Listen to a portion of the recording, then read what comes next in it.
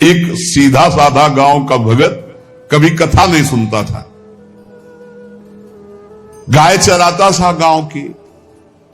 तो एक दिन और गोपाल जो गाय चराने वाले थे, उन्होंने कहा यार कभी तो कथा सुन लो, रात दिन पशुओं के पीछे घूमते हो, पशु बुद्धि, कभी तो कथा सुन लो। तो एक दिन सोचा दोपहर के भोजन गांव में पाएंगे जाके अपने घर में, और कथा हो रही वहीं से निकल लेंगे, जो सुन लेंगे तो सुन लेंगे। खड़े खड़े वहां चर्चा चल रही थी, जिसने मनुष्य जन्म लेकर के गुरु मंत्र नहीं लिया और नाम जब भगवान का नहीं किया, उसका जीवन मुर्दा, व्यर्थ जीवन। चला गया सुन के, और बार बार वही दिमाग में कि पंडित जी कह रहे थे गुरु मंत्र नहीं लिया और नाम जप नहीं किया तो मुर्दा जीवन। जिन हरि भगत हृदय नहीं आनी, जीवित सौ समानते प्राणी। दूसरे दिन फिर गया, कहा पंडित जी आपने कल कथा में कहा था गुरु मंत्र ले लेना चाहिए, नहीं तो जीवन मुर्दा हो जाता है, बेकार जीवन रहता है। तो देव गुरु मंत्र आप है, और तो हम किसी को जानते नहीं। देखा फटा पुराना कपड़ा, डंडा लिए एक चरवाहा। उनका ऐसे थोड़ी कि तुरंत गुरु मंत्र दे दिया जाता है, आखिरी दिन कथा के मिलना फिर दे देंगे, टाल दिया। अब वो आखिरी दिन कथा के तो उस दिन चढ़ावा चढ़ रहा था, तो पंडित जी ने कहा जब चलें तब ले लेना गुरु मंत्र, टाल दिया। अब वो जब आखिरी दिन के बाद हो, तो उस समय घोड़े पे बैठ सब सामान लाद के पंडित जी चलते थे, वो तो सब सामान लाद के चलने लगे हो। तो पीछे पंडित जी आप जो कह रहे थे कि गुरु मंत्र देंगे, आप गुरु मंत्र दे दीजिए।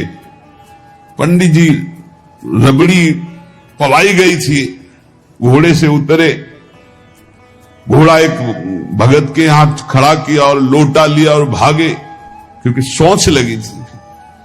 अब वो भगत किसान आदमी, गांव का गंवार आदमी पीछे लगे, पंडित जी अरे गुरु मंत्र दे दो, कितने दिन से टहला रहे हो आप। अरे उनका मतलब सोच का पेशा, तू तो गुरु मंत्र की बात कर। अब वो पीछे लगा कि अब हम नहीं जाने वाले, आपने सब सामान लाद ली थी, भगवान की कृपा कहो कि आपको सोच लग आई, नहीं तो आप हमको तो गुरु मंत्र ही नहीं देते, हम आपको नाम पर विश्वास की बात। पंडित जी तो दात गपोचन, जय गुरुदेव की जय गुरु। वो दबकाए है दात गपोचन, मतलब एकदम मूर्ख आदमी, तो सोच तो वो प्रणाम कर लिया, जय गुरुदेव, धत गपोचन धत गपोचन। जपना न राधा न कृष्ण न राम न हरि। घर आया, बोले आज से गाय चराना बंद। बोले क्यों? बोले गुरु मंत्र मिल गया, अब हम भजन करेंगे, हमारा जीवन मुर्दा नहीं रहेगा, अब जीवन सार्थक रहेगा। और मेहनत करने वाला आदमी, गाय चराने वाला आदमी अब शुरू हो गया बैठ के धत गपोचन धत गपोचन। अब इसमें न कोई भगवान नाम है, न कोई मंत्र है, न प्रणो है, न नमो नमः, कुछ नहीं। गांव के लोग, घर के लोग बोले कि यार 50 गाय चराता था, पता नहीं कौन सा हम लोगों का पाप उदय हुआ कि कह दिया कि कथा सुन लेना। अब वो गाय चराना भी छोड़ दिया, गपोचन शुरू हो गया। अब उसकी ऐसी लगन लगी, सहज सरल भोले जो होते हैं ना, हरिवंश महाप्रभु कह रहे हैं, मुनि मन ध्यान धरत नहीं पावत, करत विनोद संग बालक भट, दास अनन्य भजन रस कारण, जैसे हित हरिवंश प्रगट लीलान। लालजू महाराज बड़े बड़े मुनियों के ध्यान में नहीं आने वाले, बड़े विनोदी। रुक्मिणी जी से कहा तैयार हो, भगत के दर्शन करने चलना है। रुक्मिणी जी ने कहा बहुत दिनों बाद आज आपको किसी भक्त की याद आई, प्रभु जरूर कोई महाभागवत होगा, हम चलते हैं। बोले बहुत विचित्र महाभागवत। चले, साधारण वेश में चलना है। जब गांव में गए, उस भगवान तो सर्वज्ञ ही है, उसके घर के दरवाजे में बैठ गए और रुक्मिणी जी से कहा कि पहले तुम मिल के आओ भगत के, फिर हम मिलेंगे। रुक्मिणी जी ने कहा हाँ ये उत्तम बात है, पहले हम उनको दर्शन दे के और दर्शन करके आती है। तो आंख मूंदे से न खाना न पीना धत गपोचन, रुक्मिणी जी ने कहा ये कौन सा नाम भगवान का, न विष्णु शास्त्र नाम में है न गोपाल शास्त्र नाम में है, और कहीं हमने पढ़ा नहीं, ये कौन सा भजन कर रहा है। कहे किसका भजन कर रहे हो, चुप रहा। फिर किसका भजन कर, 2-3 बार तो गुस्सा के आंख खोला, देखा कोई स्थित, बोले तुम्हारे खसम का भजन कर रहे हैं, और किसका कर रहे हैं। वो रुक्मिणी जी आ गई, बोले बहुत जानकार भगत है प्रभु द्वारिकाधीश से कहा बहुत जानकार भगत है। बोले क्यों, बोले हमने कहा कि किसका भजन कर रहे हो, देखो हम इतना छुप के गई थी लेकिन वो पहचान गए, कह रहे तुम्हारे खसम का भजन कर रहे थे। अब भगवान ने कहा हाँ तभी तो हम आए भगत जोड़कर।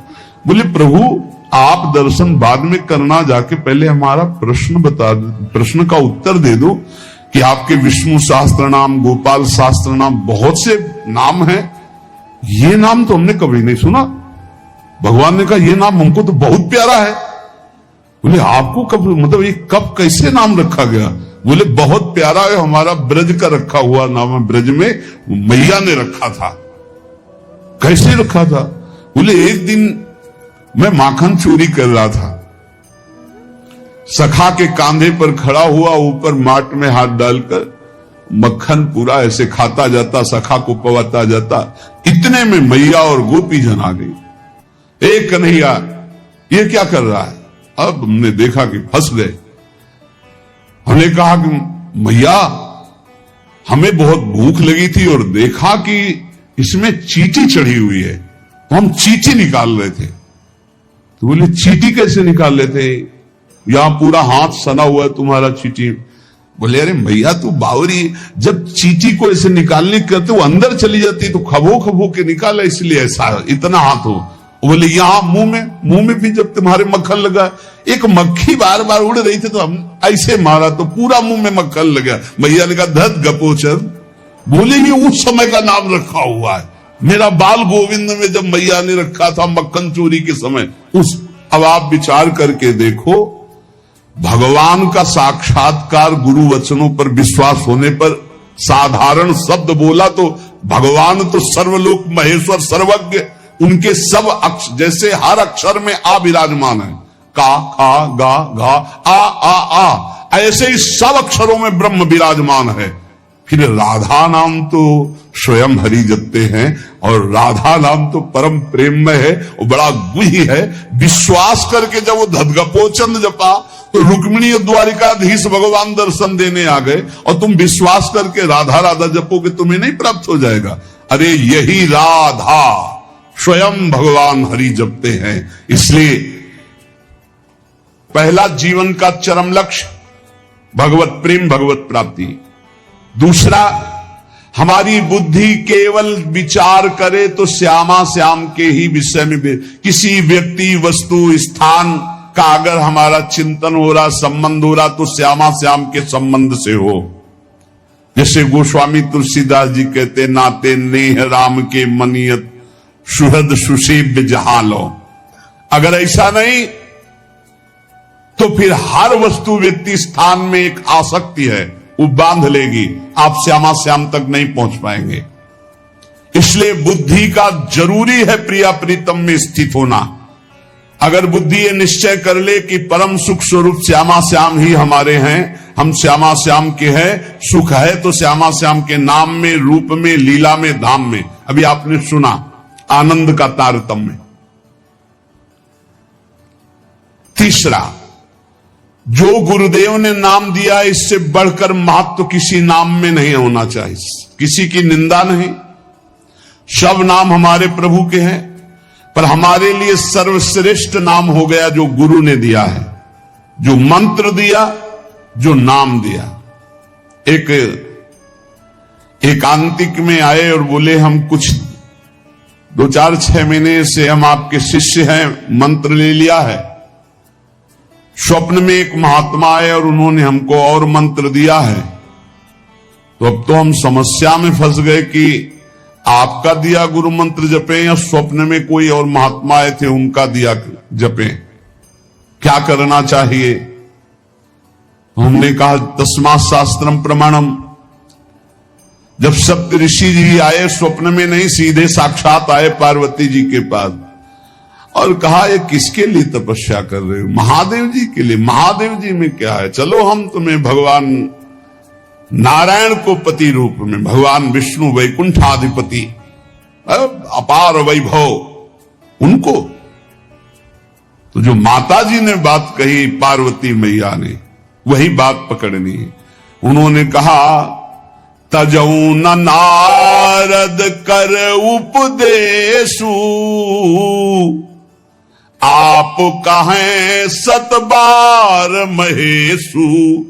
सप्तऋषियों, अपने गुरुदेव नारद जी के उपदेश का मैं कभी त्याग नहीं कर सकती, चाहे स्वयं इष्ट देव भगवान शंकर आकर सैकड़ों बार कहें तो भी। तजौ न नारद कर उपदेशु, आप कहें सत बार महेशु। कोटि जन्म लगी रगर हमारी, बरों संभुनता रहूं कुंवारी। करोड़ जन्म लूंगी, हर बार अपने गुरुदेव के दिए हुए मंत्र का अनुष्ठान करूंगी और देवाधिदेव महादेव को पति रूप में वरण करूंगी, अन्यथा कुंवारी रहूंगी। बहुत सी कन्याएं और बहुत से वर हैं, आपको ब्याह कराने का शौक है तो आप जाइए, लेकिन मैं पर्वत से प्रकट हुई हूं, हिमालय से मैं अडिग हूं अपने गुरुदेव के वचन में। तो यहां कह रहे चौथा, समस्त इंद्रियां भोग विलास के लिए लालायित रहती हैं, सबकी। अब इनको भोग देना भी है, बिना भोग के, बिना विषय के जीवित नहीं रह सकते। शरीर चलाना है, सेवा धर्म पूर्ति करनी है, पानी पीना भी विषय है, अन्न पाना भी विषय है, देखना भी विषय है, सुनना भी विषय है, सब विषय के अंतर्गत आता है। तो यहां अपनी इंद्रियों से जो विषय ग्रहण करना है वो भागवतिक करना है। जैसे हमें पानी पीना है तो प्रभु को अर्पित करके राधा वल्लभ लाल की जय, और फिर भावना करो हृदय में प्रभु विराजमान है, जलपान करो। भोजन भोग अर्पित किया, भगवत स्वरूप प्रसाद, हम प्रसाद पा रहे। वस्त्र प्रसादी, सुनना भगवत विषय, देखना भगवत भाव, बोलना भगवत संबंध से। हर इंद्रियों के विषय को हमें भगवत संबंध से युक्त कर लेना है। यदि भगवत प्राप्ति करनी है, भगवत प्रेम प्राप्त करना है, तो पहला चरम लक्ष्य मुझे इसी जन्म में भगवत प्राप्ति करनी, भगवत प्रेम प्राप्त करना है। दूसरा बुद्धि का पूर्ण समर्पण अपने आराध्य देव श्यामा श्याम में। तीसरा गुरु प्रदत्त नाम रूप लीला गुण सेवा उपासना सांगोपांग गुरु प्रदत्त। चौथा समस्त इंद्रियां भगवत संबंध से युक्त।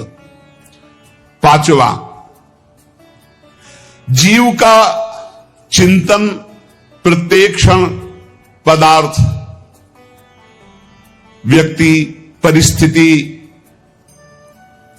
विचार भोगों के, क्रियाओं के, संबंधियों के, जहां जहां जाए वहां से हटाकर अपने लक्ष्य श्यामा श्याम में लगाओ, या जहां जहां जाए वहां प्रिया प्रीतम की भावना करो।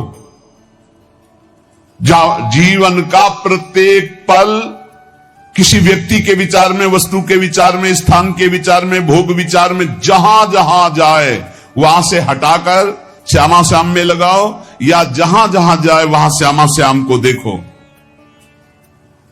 बहुत सुख मिलता है, अपार सुख मिलता है।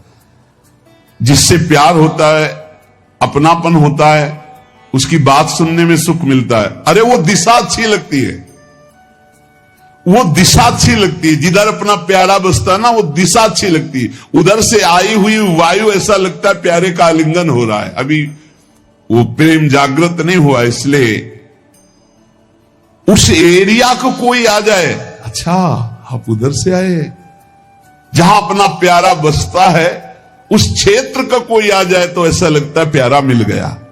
उधर की वायु आ जाए तो प्यारा।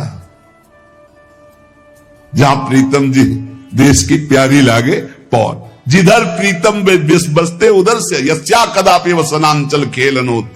जिधर हमारी प्यारी जो प्यारे जो, नाम में अपार सुख तब अनुभव आएगा जब आसक्ति हो जाएगी।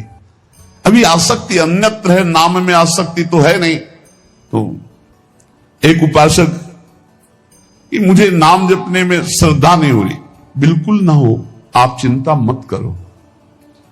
भाव शब्द समझिए, कुभाव अनख आलसहु, नाम जपत मंगल दिशि दसहु। भाव से जपो, कुभाव से जपो, मन लगे या ना लगे तुम्हें फल मिलेगा, पक्का मिलेगा, मंगल दसों दिशाओं में होगा।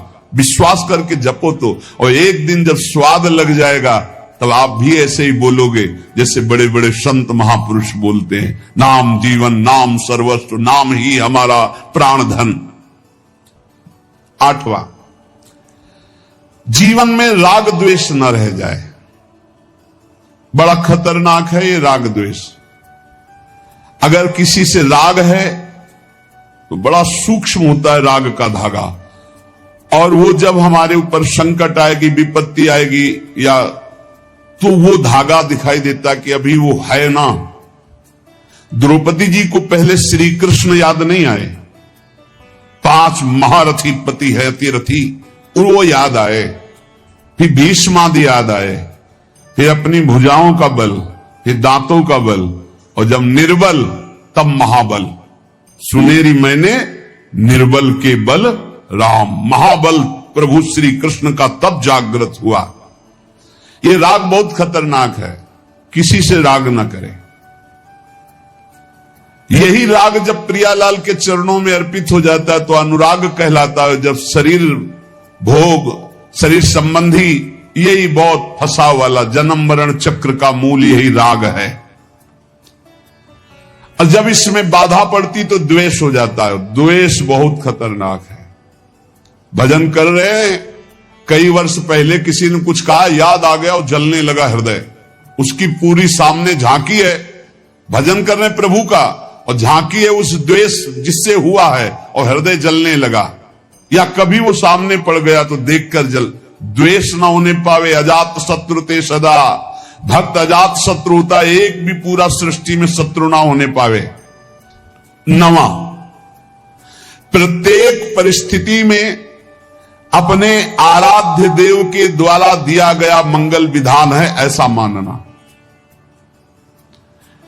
एक बार हमने सुना था, उस समय किडनी का रोग प्रकाशित नहीं हुआ था, कि असाध्य रोग भगवान की विशेष कृपा से प्राप्त होता है।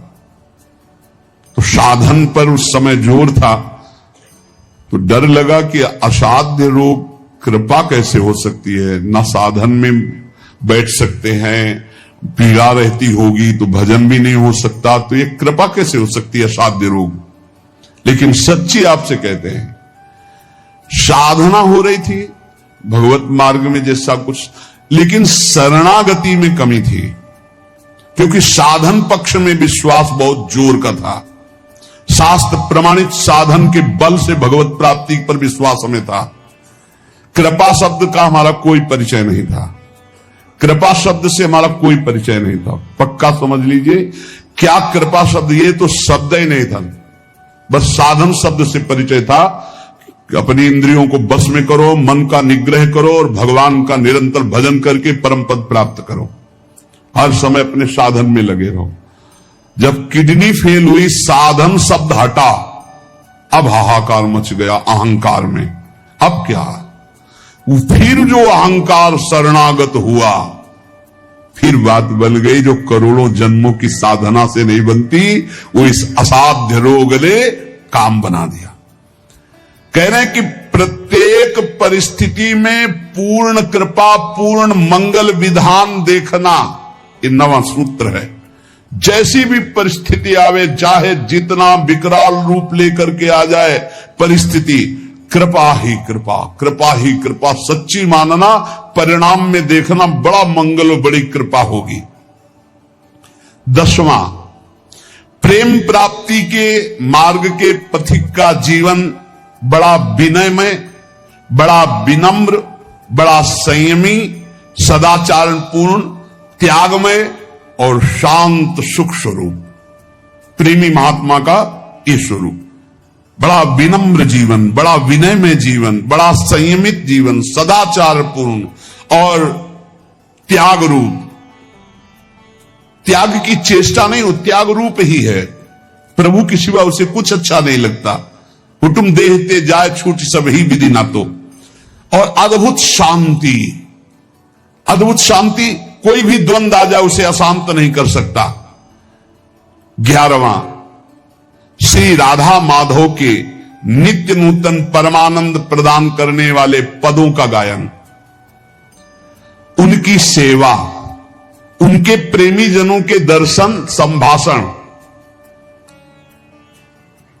तब ऐसे प्रेमानंद की तरंगे हृदय में उछलती रहती है जिससे लीला रस में उसका प्रवेश हो जाता है, तब उसका लीला रस में प्रवेश हो जाता है। इसलिए अपने जीवन को महाप्रेम में बनाने के लिए जो आप सत्संग में श्रवण करते हैं, ये बड़े सौभाग्य से श्रवण कथन का हमें प्रभु ने अवसर दिया है। हम इसे व्यर्थ न जाने दें, बार बार मनन करो। देखो भगवान की इतनी कृपा हो गई, ये यंत्र मोबाइल आदि जो है, अगर इनका सही प्रयोग करे तो ये बहुत सहायक है। एक बार सत्संग हो गया, जो पकड़ पाए नहीं, हम 10 बार सुनेंगे तब तो हम पकड़ लेंगे नहीं, तो 10 बार कैसे सुनते? अगर ये मोबाइल ना होते, ये यंत्र ना होते तो हम कैसे सुनते? बड़ी कृपा भगवान ने की। जैसे जैसे कलयुग हमारी स्मृति का अपहरण कर रहा है, तो भगवान के द्वारा प्रेरित होकर विज्ञान भी वैसी सहायता कर रहा है कि एक बार का सत्संग हमें पकड़ में नहीं आया तो हम 10 बार मोबाइल से सुन सकते हैं। बस हर चीज में गुण दोष है, तो मोबाइल के दोष को स्वीकार न करे। प्रपंच देखना, गंदी बातें देखना सुनना अगर शुरू कर दो तो दिन भर ही उसी में लग जाएगा। मतलब की बात देखो, संत महापुरुषों के सत्संग को सुनो और उसका मनन करो, उसको अपने आचरण में उतारो, और एक क्षण भी नाम से विलग न रहो, जीवन का परम लाभ। शेष चर्चा आगे। श्री राधा वल्लभ लाल। जो भगवत चर्चा सुनता रहता है रोज, तो सर्वसंगोपहो हिमाम, सत्संगा सर्वसंगोपहो हिमाम। सत्संग आपको सब संगों से अलग करके भगवत अनुरागी बना ही देगा। कौन ऐसा है जो प्रभु की चर्चा सुनते सुनते अघा जाए? नारद आदि महात्मागण, बड़े बड़े साधु जन जिनका सदैव यश गान करते रहते हैं, अहोभाग्य है उन मनुष्य शरीरधारियों का जो अपने कर्ण रंध्रों से भगवत चर्चा सुनते रहते हैं। उनका संसार चक्र में डालने वाला ये विकार, घर गृहस्थी की आसक्ति, ये उसे अब अगला जन्म नहीं करने देगी। घर गृहस्थी की आसक्ति, ये काम क्रोध लोभ मोह आदि, उसको अगला जन्म नहीं दे सकते जिनके कानों में रोज भगवत चर्चा पड़ती है और वो भगवत चर्चा सुनते हुए कभी अघाते नहीं। 84 लाख योनियां हैं कर्मानुसार। इन 84 लाख योनियों में जीव भ्रमित होता है। इस योनि में एक एक योनि लाख लाख प्रकार की है। एक योनि लाख लाख प्रकार की है। अब जैसे रेंगने वाली योनि, अब रेंगने वाले में कितने प्रकार के जीव हैं? सांप हैं, खन खजूर हैं, केचुआ, कितने प्रकार के जीव हैं रेंगने वाले में। एक है जलचर, अब जल में कितने प्रकार के जीव हैं। वायु में उड़ने वाले कितने प्रकार के जीव हैं। एक एक योनि में लाख लाख योनियां, उन लाख लाख योनियों में कई कई बार जन्म। अरे बड़ा प्रपंच है, बड़ा दुर्गति है जीवों की। अन्य योनियों के साथ जो दुर्व्यवहार हो रहा है बहुत ही घृणित है। कैसे तुम्हें बता? 1.5 घंटा धीरे धीरे जला जला करके पका रहे हैं पशुओं को, फिर उन्मत्त होकर मदिरा पान करके उसका खान पान कर। क्या कैसी दुर्गति जीते जीव अपनी कर रहे हैं। 84 लाख योनियों में एक एक योनि में लाख लाख प्रकार की योनियां, एक एक योनि में लाख लाख बार जन्म होना। ऐसे थोड़ी प्रपंच हाहाकार डिसीजन इसलिए कर रहे हैं कल्याण कर ले, भूल मत कर। यही एक चांस है मनुष्य दे जिससे तू अपना कल्याण कर सकता है, अन्य योनियों में नहीं। अब सोचो उस जीव की क्या हालत है। हाथ पैर बंधे हुए लोहे की छड़ में फंसा हुआ है, आराम से धीरे धीरे अग्नि उसे जला रही, वो कीक रहा है, चिल्ला रहा है, और वो आनंदित हो रहे हैं। वो थोड़ा थोड़ा पीते जा रहे हो, देख रहे हैं पक रहा है, पका लो। तुम्हारे तो खाने के काम में आएगा, तुम खाने के भी काम में नहीं आओगे। ऐसी तुम्हारी हालत काल करेगा, जब वो जलाएगा तो तुम खाने के काम में भी नहीं आओगे। बहुत होश में, बहुत होश में, बहुत होश में। ये कर्म तुम्हारा कहीं बख्शने वाला नहीं, तुम्हें दंड देगा। 84 लाख योनियां, एक केवल मनुष्य योनि जिनमें आप अपना उद्धार कर सकते हो। मानव जीवन गिने चुने श्वासों वाला है, गिने चुने श्वासों वाला। इतनी श्वासें आपकी हैं, बस प्रतिपल माइनस होता चला जा रहा है, खत्म होती चली जा रही। या हम आनंदित हो रहे हैं, 30 वर्ष के हो गए, 35, अरे आनंदित नहीं, 35 वर्ष गए जीवन के। मूल कार्य के लिए जो आए हो भगवत प्राप्ति, उसमें क्या किया? बोले कुछ